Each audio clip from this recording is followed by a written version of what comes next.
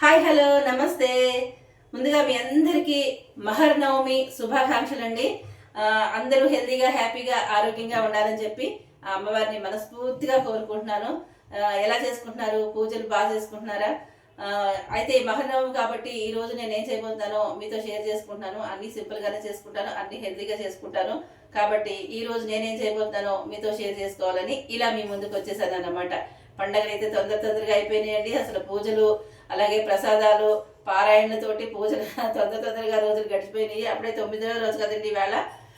ఈ రోజు అయిపోతే ఇంకా అయిపోయినట్టే. రేపు పండగ కదా, విజయదశమి పండగ కదా.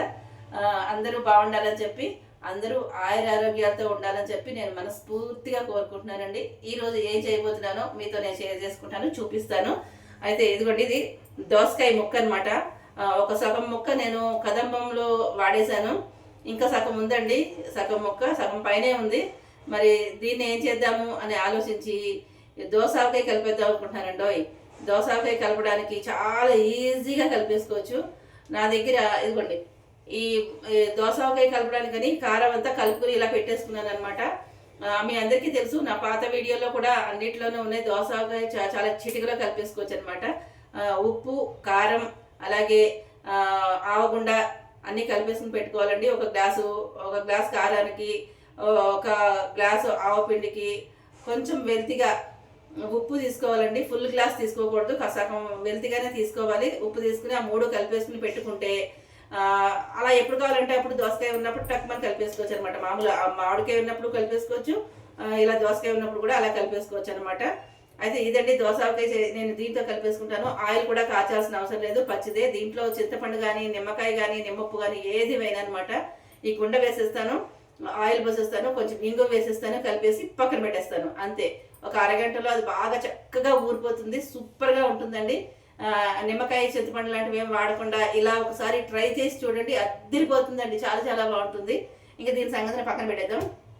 అయితే ఆవకాయ పెట్టుకుంటున్నాం కదండి, మరి దోసకాయ దానికోసం అని చెప్పి పిల్లగా మామిడికాయ పప్పు ఉంటే బాగుంటుందని చెప్పి ఫ్రీజర్లో పెట్టేసిన ఈ మామిడికాయ ముక్కలండో, ఈ మామిడికాయ ముక్కలతోటి పప్పు చేసేస్తాను. అలాగే కమ్మటి కూర ఉండాలి కదా మనకి, ఆకుకూర ఏదో ఒకటి ఉండాలి కాబట్టి ప్రతిరోజు ఈ తోటకూర అండి. తోటకూర శుభ్రంగా కట్ చేసుకుని పెట్టేసుకున్నాను. తోటకూర, అల్లం, పచ్చిమిరపకాయ కూర చేసేస్తానమాట. అలాగే ఇదిగోండి, ఎప్పుడు చేసే అమ్మవారికి నివేదన పులగం అనమాట. ఈ పులగం చేస్తే 10 రకాల పిండి వంటలు చేసినట్లు సమానం అవుతుందని చెప్పి మా అమ్మ ఎప్పుడు చెప్తూ ఉండేవాళ్ళు. నేను అదే దృష్టిలో పెట్టుకుంటానమాట. ఏం చేసినా చేయకపోయినా ఒక పులగమైనా చేసేసి పెట్టేస్తే అమ్మవారికి బాగుంటుందని చెప్పి నేను అనుకుంటూ ఉంటాను. అందుకని ఇలా పులగానికి పెట్టుకున్నాను అనమాట. ప్రతిరోజు పులగం చేస్తామండి. అది పప్పు కొంచెం పెసరపప్పు కొద్దిగా ఎక్కువ తక్కువ ఉంటుంది తప్పించి రోజు పులగం అయితే ఖచ్చితంగా చేసి నివేదన చేస్తాం అనమాట. అలాగే ఈరోజు స్వీట్ చేయాలి కదండి, మరి ఏదో ఒకటి స్వీట్ చేయాలి కదా, అందుకోసం అని చెప్పి ఇదిగోండి నేను చక్కెర పొంగల్ చేద్దాం అనుకుంటున్నాను. చక్కెర పొంగలే కానీ బెల్లంతో చేస్తాను. మీరు చక్కెరతో కావాలనుకుంటే చక్కెరతో చేసుకోండి, సరేనా. చక్కెర పొంగల్ కావాల్సినవన్నీ ఒక గ్లాసు పెసరపప్పు తీసుకున్నాను, ఒక గ్లాసు బియ్యం తీసుకున్నాను, ఇది పక్కన పెడదాం. అలాగే ఒక 2 ఇలాచీ తీసుకున్నాను, జీడిపప్పు తీసుకున్నాను, బాదం తీసుకున్నాను, ఇదిగోండి కొబ్బరి తీసుకున్నాను. కొబ్బరి సన్నగా ముక్కలు కట్ చేసుకోండి. ముక్కలు కట్ చేసుకోలేని వాళ్ళు మిక్సీలో వేసేసుకోండి, పౌడర్లా చేసేసుకోండి. ఇలా బాదం అవి కూడా కట్ చేసేసుకుని ఇవన్నీ కూడా ముందు పెసరపప్పు వేయించేసుకుని డ్రై రోస్ట్ చేసుకుని పక్కన పెట్టేసుకోండి.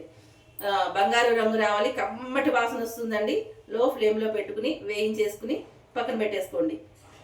అలాగే ఇవన్నీ కూడా కొద్దిగా నెయ్యి వేసుకుని జీడిపప్పు, బాదం పప్పు, మీరు ఇంకా కిస్మిస్లు ఏ డ్రై నట్స్ వేసుకోవాలనుకుంటే ఆ నట్స్ వేసేసుకుని చక్కగా నేతిలో చక్కగా బాగా అది కూడా గోల్డెన్ బ్రౌన్ వచ్చేంత వరకు, బంగారు రంగు వచ్చేంత వరకు వేయించుకుని పక్కన పెట్టేసుకోండి, సరేనా. ఈ పప్పు బియ్యాన్ని శుభ్రంగా కడిగేసుకోండి. 1కి 4 సార్లు కడిగేసేసుకుని మీరు కుక్కర్లో పెట్టుకుంటారో విడిగా పెట్టుకుంటారో కానీ ఒక గ్లాస్, ఈ 2 ఉంది కదండి, ఈ 1 గ్లాస్ పెసరపప్పు ఉంది కదా, ఒక 4 గ్లాసులు నీళ్ళు పడతాయి.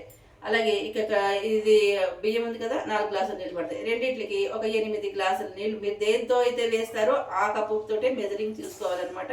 అలా ఒక 8 కప్పులు నీళ్లు పోసేసి శుభ్రంగా ఉడికించేసుకోవాలి, మెత్తగా ఉడికించుకోవాలి. ఉడికించుకున్న తర్వాత, ఉడికిపోయిన తర్వాత మనం బెల్లం వేసుకుంటారో మీరు పంచదార వేసుకుంటారో కానీ వేసేసుకుని చక్కగా పాకం వచ్చేలాగా ఉడికించుకోవాలి. దీనికి కంపల్సరీగా నెయ్యి పడుతుందండి. చక్కగా అంత నెయ్యి వేయాలని, మరింత నెయ్యి వేసి బాగా ఉడికించాలి.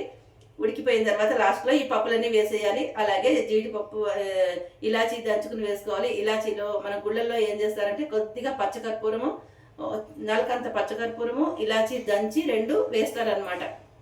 మెయిన్గా వెంకటేశ్వరం టెంపుల్లో అట్లాగా పచ్చకర్పూరం ఖచ్చితంగా వేస్తారండి. కొంతమందికి ఇష్టం ఉంటుంది, కొంతమందికి ఇష్టం ఉండదు. నాకైతే పచ్చకర్పూరం చాలా ఇష్టము. చిన్నదంటే చిన్నది వేసుకోవాలి, మరీ ఎక్కువ వేసుకోకూడదు. ఎక్కువ వేసుకుంటే బాగా కర్పూరం వాసన వచ్చేస్తుంది అనమాట. ఆ చిన్నది వేసుకుంటే బాగుంటుంది. మనకి ఇప్పుడు తిరుపతి లడ్డూల్లో వేస్తారు కదండి, ఆ లడ్డూలో కూడా పచ్చకర్పూరం ఉంటుంది ఖచ్చితంగాను. చాలా బాగుంటుంది అనమాట. అది నేను చెప్పాలనుకున్నది చెప్పేశాను. చక్కెర పొంగలి ఎలా చేయాలి అనేది మీకు నేను వివరంగా చెప్పానని అనుకుంటున్నాను. ఇవన్నీ కూడా చేసేసుకుని నేను లాస్ట్లో మీకు చేసింది చూపిస్తాను. ఇవన్నీ మీకు పప్పులు అనేది చేసుకోవడం తెలుసు. నేను దీంట్లో మెంతికారం వేసి చేసేస్తానండి. మామిడికాయ పప్పులో మెంతికారం వేసి చేసేస్తానమాట. కందిపప్పు కడిగేసేసుకుని 2 కలిపేసి పెట్టేస్తాను. ముందుగా పోపు వేసుకున్నా సరే, తర్వాత పోపు వేసుకున్నా సరే, కానీ ఇంక పచ్చిమిరపకాయలు కరివేపాకు వేసుకుంటాం కాబట్టి ఇంకా ఇంగో కంపల్సరీ వేస్ట్ చేస్తానంటో. ఇంగో లేకుండా మనం ఏం చేయను. అంటే ఈ రోజన్నీ కూడా ఉల్లి వెల్లుల్లి లేకుండా చేసిన పదార్థాలేనండి. ఈ దసరా మొత్తం శరన్నవరాత్రులు మొత్తం కూడా ఉల్లి వెల్లుల్లి అనేది వాడమన్నమాట. పర్వదినాల్లో వాడమని ఎప్పుడు చెప్తూ ఉంటాను కదా, అందుకని ఉల్లి వెల్లుల్లి లేకుండా చేసుకునే పదార్థాలే చేసుకుని అమ్మవారికి నివేదన చేయాలి అన్నమాట. ఇవన్నీ చేసుకున్న తర్వాత మీకు లాస్ట్లో కొంచెం క్లిప్ ఒకటి చూపిస్తాను.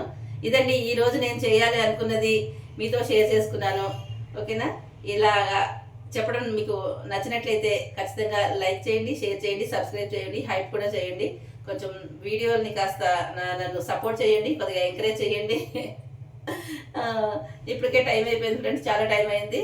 సరే ఉంటాను. ఇవన్నీ చక్కగా చేసేసుకోవాలన్నమాట. అయితే బెల్లం చెప్పలేదు మీకు నేను. ఇది 2 గ్లాసులు, 1 గ్లాసు ఉంది కదండి, ఇది 2 గ్లాసులు ఉన్నాయి కదా, 2 గ్లాసులు బెల్లం వేసేసుకుని చేస్తానమాట. ఇంకొక కొంచెం ఎక్కువ తినేవాళ్ళు, తీపి ఎక్కువ తినేవాళ్ళు ఇంకొక ½ గ్లాస్ కూడా వేసుకోవచ్చు. బెల్లం తగ్గించుకునే వాళ్ళు తగ్గించుకోవడం, అది మీ ఇష్టాన్ని బట్టి ఉంటుంది, మీరు తినే తీపిని బట్టి ఉంటుంది. 1 గ్లాస్ బెల్లం, 1 గ్లాసు చక్కెర కూడా వేసుకోవచ్చు. పూర్తిగా చక్కెరతో చేసుకోవచ్చు, పూర్తిగా బెల్లంతో కూడా చేసుకోవచ్చు. ఇలా చేసుకోవచ్చు అనమాట. ఇదండి, ఇంతేనండి. ఉంటాను మరి. Bye friends. మరొకసారి మీ అందరికీ మహర్నవమి శుభాకాంక్షలు. అందరూ ఆయురారోగ్యాలతోటి హ్యాపీగా నవ్వుతూ ఉండాలని చెప్పి మనస్ఫూర్తిగా కోరుకుంటున్నాను. చక్కెర పొంగలి, తోటకూర కూర, మామిడికాయ పప్పు, పులగం, దోస ఆవకాయ,